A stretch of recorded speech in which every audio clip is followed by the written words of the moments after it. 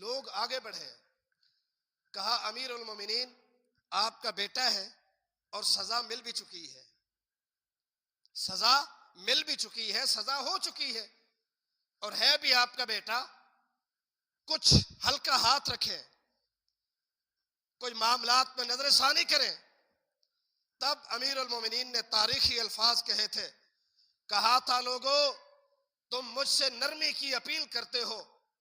شفقت کا، محبت کا درس دیتے ہو، یاد رکھو اگر میرا بیٹا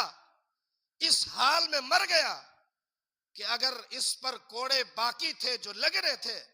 تو بقیہ کوڑے میں اس کی لاش پہ مار مار کے پورے کروں گا۔ لیکن کیا فرمایا گیا؟ وہ شربت الخمور، پھر وقت آئے گا ہر محلے میں، ہر سوسائٹی، ہر شہر میں شرعام شراب